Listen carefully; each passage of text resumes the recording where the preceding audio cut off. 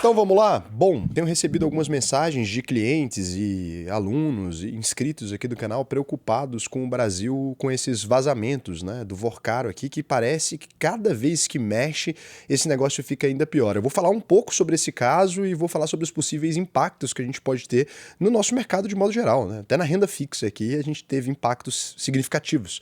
Então, antes de mais nada, quem é Sardinha Raiz vai deixar o like na confiança. Se você não é Sardinha Raiz ainda, considere se inscrever aqui no canal e deixar o seu like se o vídeo te agregar, te trouxer algum conhecimento que você ainda não tinha. O que é a primeira coisa que a gente precisa entender, né?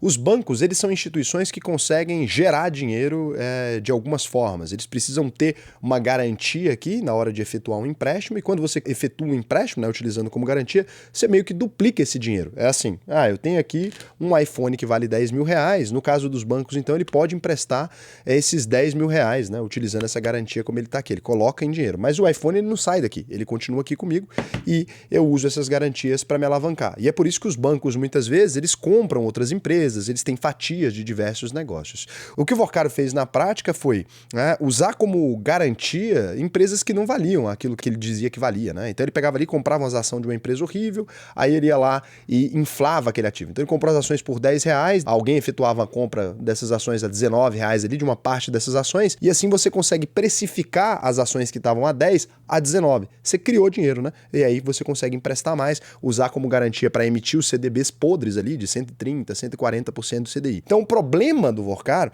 não foi que ele emitiu o CDB a uma taxa de juros que era muito alta. Não, o ponto é que os ativos que o banco tinha, né, as garantias ali, aquilo que era a carteira do banco eram ativos podres. Então não eram ativos muito bons. Acho que esse é o primeiro passo que a gente precisa entender aqui. Agora, era responsabilidade do Banco Central ter barrado esse tipo de operação, né? Ter verificado com mais consistência ali. Então, houve alguns equívocos aí por parte do Roberto Campos Neto, que era o presidente do Banco Central na época, que fez uma boa condução da taxa de juros, etc., fez um bom trabalho no Banco Central, mas deixou isso aqui escapar, né? É papel também da CVM, tem investigado isso mais a fundo, mas a gente sabe que a CVM, ela tem poucos funcionários, né? Tanto é que no Brasil toda hora você tem uma pirâmide financeira, toda hora você tem um tipo de golpe financeiro, então a gente não consegue expandir. E aí, para além disso, tá vazando agora algumas coisas bem preocupantes para quem é investidor no Brasil. Por quê? Porque aparentemente as instituições do Brasil, elas estão frágeis, né? Não estamos com um clima institucional muito bom. Olha o que a gente tem aqui, né, envolvendo ministros, uma série de matérias que são um pouco preocupantes, né, para quem é investidor no Brasil. Depois eu vou falar o que isso pode impactar a nossa vida aqui, mas eu queria ler com vocês. Isso aqui tá no G1, tá? É a capa do G1, não estou colocando na minha boca essas informações, não tenho capacidade de analisar isso aqui, vou dizer isso porque depois ainda me processam, né? Porque, assim, eu tô lendo uma matéria que tá no G1. Daniel Vorcaro trocou mensagens com Alexandre de Moraes no dia em que foi preso pela primeira vez. O que aconteceu aqui? Olha que doideira. Então, uma reportagem que foi publicada nessa sexta-feira pela Malu Gaspar, do O Globo, trouxe alguns prints de mensagens atribuídas ao banqueiro Daniel Vorcaro. Teve algumas mensagens que nem sei por que vazou, né? O Brasil tem umas coisas engraçadas. Põe um print dele aqui mandando bom dia para 3 loiras idênticas.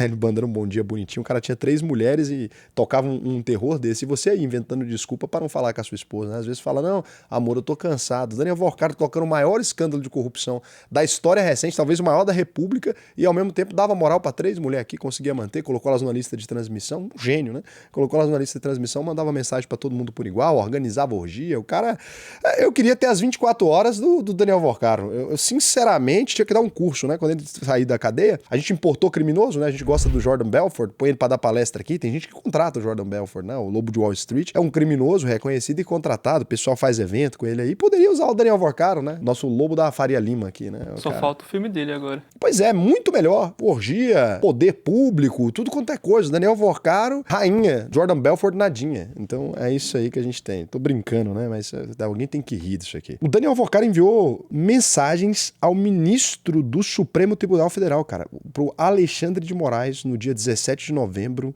de 2025, horas antes de ser preso pela primeira vez. Lembrando, a esposa do Alexandre de Moraes tinha um contrato de 128 milhões aí com o Banco Master. Fica muito difícil a gente acreditar, né, que o Moraes ele não estava ganhando nada com essa relação, né? Então, às 7 horas e 19 minutos, antes de fugir do país, o Vorcaro escreveu pro Moraes pelo WhatsApp. WhatsApp. E aí o conteúdo não aparece diretamente na tela do aplicativo porque o link da mensagem leva ao bloco de notas do celular do empresário. O texto registrado ali diz: "Bom dia, tudo bem? Estou tentando antecipar os investidores aqui e tenho chances de conseguir assinar e anunciar ainda hoje uma parte. E aí eu irei para lá tentar assinaturas dos demais investidores estrangeiros." De um outro lado, acho que o tema que falamos começou a dar uma vazada, obviamente sem qualquer detalhe, mas a turma do BRB me disse que está tendo um movimento de sacanagem no caso e que a mesma jornalista de antes estava fazendo perguntas lá. Se vazar algo será péssimo, mas pode ser um gancho para entrar no circuito de processo. Se tiver alguma novidade, vamos falar. Quase uma hora depois, às 8 horas e 16 minutos, Moraes respondeu, mas segundo a reportagem não é possível ver o conteúdo. A troca aconteceu em formato de visualização única. Sabe quando você tira uma foto de qualquer coisa, daí você escreve e manda como foto temporária, né? Daí você consegue escrever um texto para a pessoa. Com informações sigilosas, é bacana você usar isso porque a mensagem não fica salva ali, né? Então, o Alexandre de Moraes envia para ele 3 mensagens, aparentemente, né? E tudo nesse formato. Então ele lê. Ninguém sabe o que foi escrito aqui e o Alexandre de Moraes negou que tenha enviado essas mensagens, mas, pô, fica o rastro, né? Apesar de você não conseguir ler o conteúdo da mensagem, obviamente a mensagem tá lá, pelo menos segundo a Polícia Federal. Às 17 horas e 22 minutos, o Vorkar enviou um novo texto, novamente por meio de um link para o bloco de notas. Fiz uma correria aqui para tentar salvar, fiz o que deu. Vou anunciar a parte da transação. De acordo com a reportagem, o ministro não respondeu a essa mensagem. 4 minutos depois, às 17 horas e 26, o Vorkar escreveu: "Alguma novidade? Conseguiu ter notícia ou bloquear? Olha isso." Moraes respondeu logo em seguida, mas mais uma vez o conteúdo não pode ser recuperado porque foram enviadas 3 mensagens de visualização única, essa que eu estava falando. Às 19 horas e 58 minutos, o Vorkar voltou a perguntar: "Alguma novidade?" E às 20 horas e 48 minutos enviou outro texto. Seria melhor na sexta junto com os gringos, mas foi o que deu para fazer dentro da situação. Acho que pode inibir. Amanhã começam as batidas do Esteves." Está falando do André Esteves, do BTG Pactual. "Estou indo assinar com os investidores de fora e estou online." Ele teve uma conversa também, né? Teve outras mensagens. Ele teve uma conversa também com o André Esteves. Aí, menos de uma hora depois, a Fictor Holding Financeira anunciou a compra do Master. Movimento que, segundo a reportagem, coincide com o que Vorkar descrevia nas mensagens. O negócio, no entanto, não chegou a se concretizar, porque na manhã seguinte, o Banco Central decretou a liquidação extrajudicial do Master. Cara, ponto aí, ponto mesmo para o Gabriel Galípolo, né, cara? Isso aí alguém tem que reconhecer. O Gabriel Galípolo conseguiu liquidar o Master, cara, ainda foi questionado pelo Supremo Tribunal Federal, né, o Dias Toffoli, um rolo danado. E a Fictor pediu recuperação judicial no início de fevereiro desse ano, ou seja, era tudo engodo, né? Na noite daquele mesmo dia, 17 de novembro, o Vorkar foi preso no aeroporto de Guarulhos, sob suspeita de tentar fugir do país em um avião particular com destino a Malta, na Europa, ou seja, ele queria vazar, né?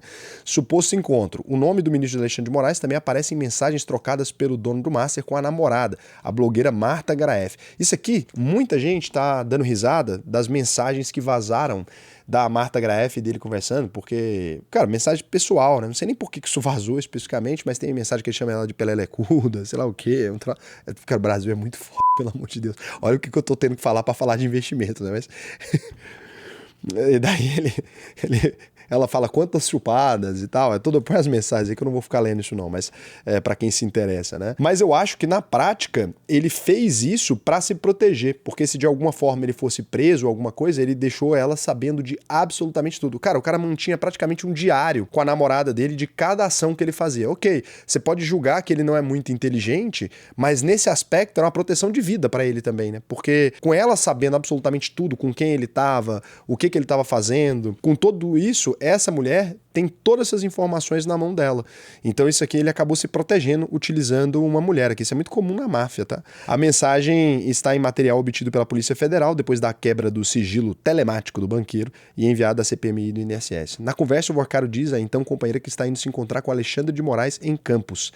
10 dias depois, o dono do Master menciona novamente o ministro. Na conversa, Vorkar diz que está em casa e fez uma ligação de vídeo com a mulher. Depois de desligarem, Marta pergunta: quem era o primeiro cara? O Vorkar então responde: Alexandre de Moraes. Cara, ele atendeu o telefone em chamada de vídeo com o ministro do lado, né? É muito complicado o Moraes negar que eles tinham uma relação íntima de alguma maneira, né? O ministro Alexandre de Moraes não se manifestou após a publicação dessa última reportagem, mas uma nota enviada pelo STF nessa quinta, após a divulgação dos primeiros diálogos pela imprensa, afirma que ele não recebeu as mensagens. E ele respondeu o quê, então, na mensagem de visualização única? Ele só mandou umas fotos pro Vorkar? Na ocasião, o Supremo acrescentou se tratar de ilação mentirosa, no sentido de novamente atacar o STF. Caramba, mas a PF tá inventando mensagem? Que coisa ruim, né? A defesa do Daniel Vorcar afirmou nessa sexta que não teve acesso ao material extraído dos celulares e que, mesmo assim, informações supostamente obtidas do aparelho passaram a ser divulgadas por veículo de imprensa nos últimos dias. É verdade. Segundo os advogados, o espelhamento dos dados foi entregue à defesa apenas em 3 de março de 2026. O HD recebido teria sido lacrado imediatamente na presença da autoridade policial, de advogados e de um tabelião, com o objetivo de preservar o sigilo. A defesa afirmou ainda que as conversas pessoais íntimas envolvendo terceiros sem relação com a investigação. É verdade, isso aí foi um absurdo, né? Além dos supostos diálogos com autoridades, inclusive o ministro Alexandre de Moraes, podem ter sido editadas ou retiradas de contexto antes de serem divulgadas. Aí ninguém sabe. Diante do cenário, os advogados informaram que pediram à STF a instalação de um inquérito para apurar a origem dos vazamentos e solicitaram que a Polícia Federal apresente a lista de todas as pessoas que tiveram acesso ao conteúdo dos aparelhos apreendidos. Deve ter sido muita gente. Segundo a nota, o pedido não tem como alvo jornalistas ou terceiros, mas busca identificar quem, tendo o dever de resguardar o material sigiloso, pode ter violado essa obrigação. Mas não vai ter como, né? A imprensa não vai divulgar quem são as fontes, né? Até porque o sigilo da fonte é permitido pela legislação brasileira. Mais correto afirmar se é verdade ou é mentira, né? A defesa afirma esperar que eventuais responsáveis pela quebra de sigilo funcional sejam identificados e responsabilizados. E aí, aqui, vai ter um lembrete do caso Master, e agora eu quero falar para vocês sobre a situação, sobre como que isso aqui impacta o Brasil e o investimento de modo geral. Então, o caso Master, a liquidação do Banco Master pelo Banco Central, né, em novembro do ano passado, e a nova prisão de Daniel Vorcar, dono da instituição, marcaram mais um capítulo numa crise que já vinha se desenhando à mesa, que também levou à liquidação do Ewbank e do Banco Pleno, integrantes do mesmo grupo. O banco operava sob risco elevado de insolvência, já expliquei para vocês, pela captação e exposição de investimentos considerados arriscados, com juros muito acima do padrão de mercado pagavam também no CDB. Mas não foi isso que criou o problema. Lembra sempre, né? Se eles tivessem operação sólida e os ativos fossem reais, o banco não seria liquidado. O sinal de alerta do mercado ficou mais evidente quando o banco passou a oferecer produtos financeiros com remuneração acima do padrão, né? O principal deles eram CDBs emitidos pela instituição. E daí é que eles explicam, né? A tentativa do Master de comprar o BRB e tal. O que isso significa aqui? Porque eu vi muitos clientes meus falando assim, Raul, então agora, como é que eu vou confiar de investir em um CDB, né? Como é que eu vou fazer uma análise ali para eu emprestar meu dinheiro? Posso ter uma conta num banco e daqui a pouco ele falir, né? Por conta dessas questões. A gente precisa estabelecer algumas coisas aqui para a gente compreender o sistema financeiro brasileiro. Bom, o sistema financeiro brasileiro ele é altamente regulado, né? O que aconteceu aqui vai agora acender inúmeros alertas para dentro do Banco Central, né? O Banco Central vai ficar muito mais esperto com essas emissões ali, e a gente saiu de um ambiente no Brasil que a gente tinha 4, 5 bancos, que o Banco Central tinha o papel de regular, para um ambiente agora onde a gente tem um monte de fintech, um monte de banco digital. É natural que o país precise aprender a agora fazer essa investigação com essas instituições financeiras menores. Por quê? A gente só tinha banco no Brasil, basicamente S1, né? Eram bancos ali que, se quebrar, levam o sistema financeiro inteiro juntos. Esses bancos operam com um nível de regulação tão pesado, mas tão pesado, que nunca tinha nascido outro. Agora nasceu 500, 400 bancos ali. O Banco Central não tem capilaridade suficiente para fazer essas verificações. Acho que vai precisar de concurso público, vai precisar de mais pessoas que compreendam isso. Esses movimentos acontecendo aqui, eles não mostram uma fragilidade das instituições brasileiras. Pelo contrário, né? Eles mostram que o Banco Central, ele conseguiu, tardiamente, é verdade, mas ele conseguiu fazer um bom trabalho e conseguiu encerrar isso aqui antes que isso contaminasse a rede de forma muito pior. O FGC tem dinheiro para fazer essa cobertura, fez a cobertura. Os outros bancos vão antecipar o dinheiro para o FGC agora. Itaú, Bradesco, Santander, Banco do Brasil, BTG Pactual. Eu tenho certeza que eles vão cobrar regras muito mais rígidas para o Banco Central agora. Por quê? Porque eles que tiveram que pagar a conta, né? No fim das contas, esse escândalo aqui, apesar da gente gostar de ver, de envolver tudo quanto é coisa, ele gerou prejuízos enormes para esses bancos que agora vão ter que recompor o FGC para poder manter a estrutura do jeito que é. Então, você continua podendo investir no CDB, é óbvio, cabe a você fazer uma análise de crédito para não ficar toda hora precisando usar o seguro, né? É melhor ter um seguro e não precisar usar. Lá atrás, o FGC estava mais leniente com essas coisas, ele não estava prestando muita atenção nisso. Agora, eu espero que o FGC também faça as verificações, cobre, né, os bancos ali para recompor essa carteira e fique mais maduro. Não tem problema, não é uma coisa que vai contaminar completamente as instituições, não é uma coisa que do dia para a noite os bancos vão sumir. Lembra sempre o seguinte, quando você tem dinheiro investido em um banco, né, se você tem ali ações, etc., se o banco quebrar, você não perde suas ações. No Brasil, a gente tem o SEI, que é a Companhia Brasileira de Liquidação e Custódia, lá que estão seus investimentos. Então, primeiro, tem gente misturando coisas, tem gente falando, investimento não é seguro no Brasil, sei lá o quê, porque o banco pode quebrar e de repente você perde tudo. Não, você não perde suas ações, você não perde seu título de tesouro. Isso está na mão do governo, né? O título do tesouro, quando você compra, não é do banco. Ele só foi a concessionária. Imagina quando você vai lá e compra um carro, né? Se a concessionária quebrar, você não perde o seu carro. Então, ele só foi a concessionária. Quais ativos, né? Você precisa ficar mais atento. Você precisa ficar atento com CDB, CRI, CRA, do mesmo jeito que você sempre precisou.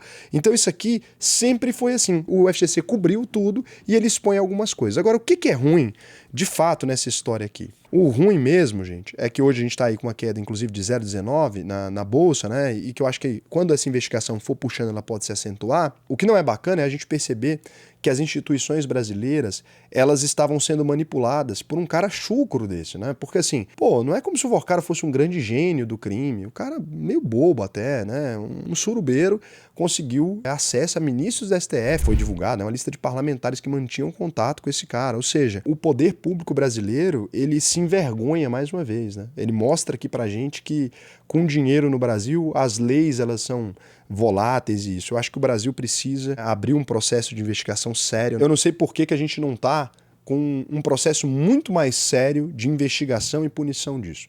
Pega muito mal para o Brasil saber que o nosso poder público estava envolvido nisso, tem que prender os responsáveis, tem que investigar, não pode deixar isso contaminar as nossas empresas, não pode deixar isso contaminar o ambiente de negócios do Brasil. O Brasil tem muitos investidores internacionais, a gente precisa dar uma resposta à altura para todos os envolvidos nisso aqui. Independente se de esquerda, de direita, de bandinha, a gente tem que lutar para que seja moralizado isso aqui. Porque senão, daqui a pouco, como é que eu vou virar para vocês e falar, não, vamos colocar dinheiro no país aqui, é seguro, é bacana, se o nosso poder público está todo envolvido e exposto dessa maneira, né? Então, até o presente momento, não existem sinais de que o sistema não é íntegro, né? A gente tem aqui, do sistema financeiro, a gente tem um sistema íntegro até agora. Raul, mas tem nome de um banqueiro ou de outro. A gente vai ter nome de todo mundo. Você não abre um banco sem relação com os outros bancos. Mas o Vorkara conversou com o Benchimol, mas o Vorkara conversou com o André Esteves, mas o Vorkara foi no Banco Central, ele fez reuniões, é óbvio, ele era um banqueiro, né? Ele tinha acesso ao Banco Central. O Banco Central tem o papel de conversar com isso. Então, tem muita manchete também colocando o nome das pessoas como se todo mundo que conversou com o Vorkara fosse criminoso. Não é assim que funciona.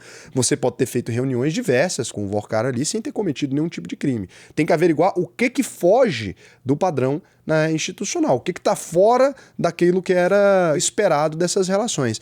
É errado o Banco Central conversar com o banqueiro? Não. É errado os banqueiros que estão tentando comprar um banco conversar, o Benchimol, sei lá o quê, que estava vendendo CDBs do Benchimol, o André Esteves estavam vendendo CDBs do Banco Master, eles tinham que conversar mesmo, né? Como é que você vai oferecer uma coisa para os clientes ali sem conversar? Raul, mas aí então houve, né, indícios ali de ter jogado matérias na imprensa, etc. Tudo isso tem que ser investigado da melhor maneira, mas até o presente momento não tem nada que desabone aqui o que foi feito pelo mercado. O Banco Master, ele é um caso excepcional, fizeram muita besteira, mas não tem motivo, vou vender todos os meus ativos e tal. Não caiam nesse tipo de narrativa, né? O Brasil está um bom ambiente para investimento. Se você pegar quem deu saída lá do Brasil com essa história de que o Brasil ia acabar em 2024, dá uma olhada, né? Cadê essas pessoas que falavam, dolariza tudo, pega todo o seu patrimônio e vende que o Brasil acabou? Então eu queria entender isso aqui. Lá de 2024 para cá, quem enviou dinheiro para fora perdeu pelo menos 14%. Quem enviou todo o dinheiro. É muito bom diversificar nos Estados Unidos. Esse é um bom momento para diversificar. Muito mais barato do que estava lá atrás.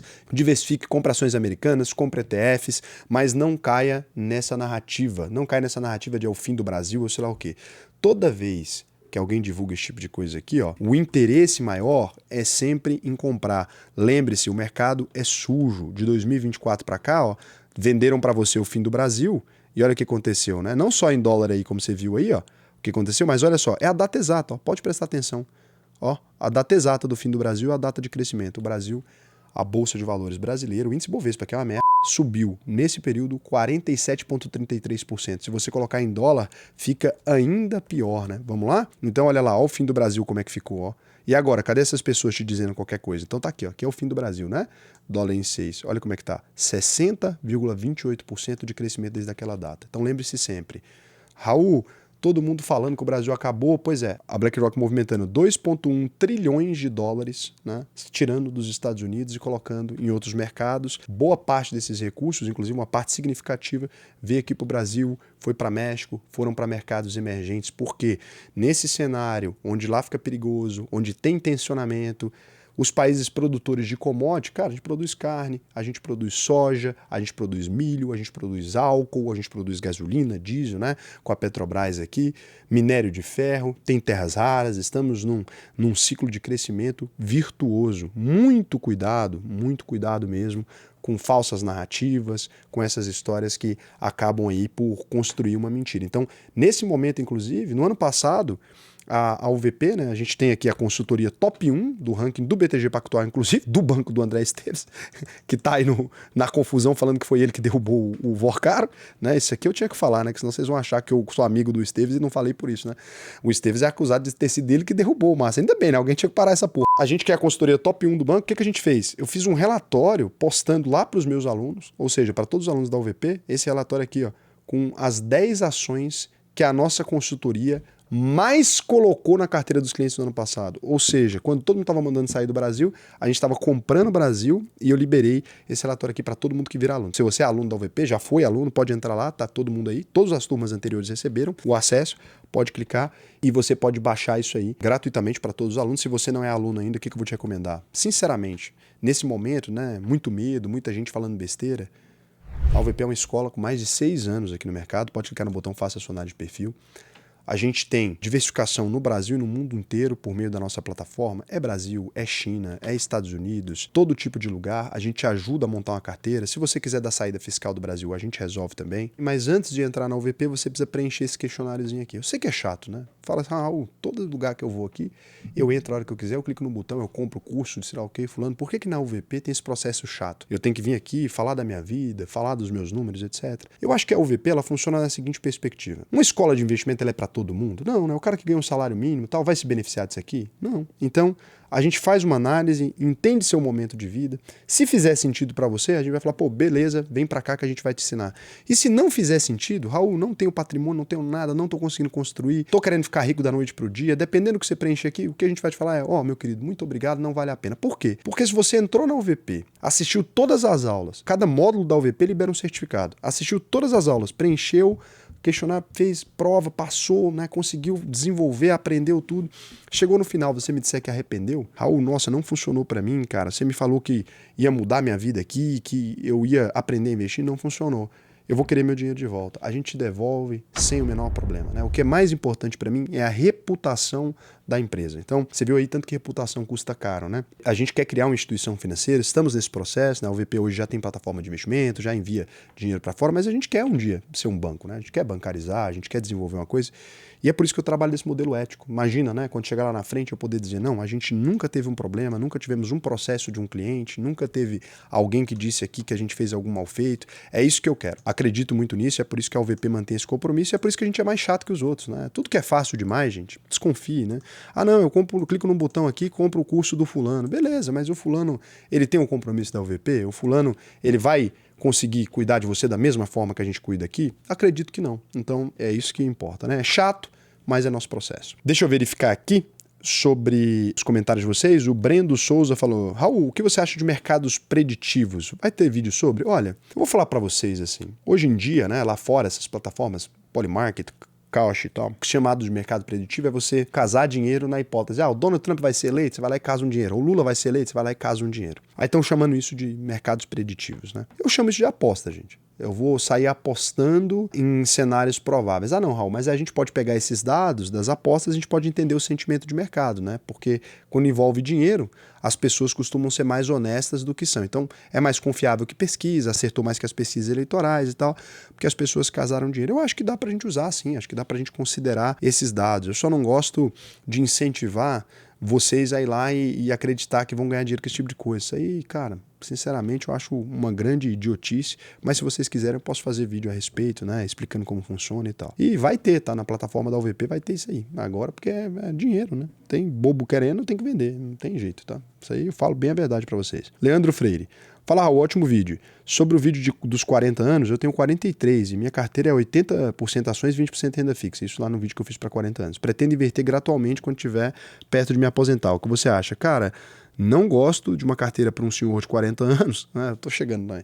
Mas não gosto de uma carteira para uma pessoa de 40 anos que está 80% em ações. Acho que você está extremamente desequilibrado, tá? Deveria ter mais renda fixa. Kleber Gressoni. Raul, quando vai criar um ETF de indústria pra gente? Cara, eu pretendo criar em breve. Inclusive, eu tô com um projeto legal, que eu acredito que eu vou poder mostrar para vocês depois, sobre a construção de uma ferrovia, né? Estou nesse processo aí de trazer investimentos para vocês, mas acho que a gente vai conseguir depois trazer aqui para vocês talvez um fundo de infraestrutura para construção de uma ferrovia. Estou querendo construir uma ferrovia aqui em Jataí e acho que vai dar para vocês investirem também junto. Coisa de doido, tá? É arriscadíssimo.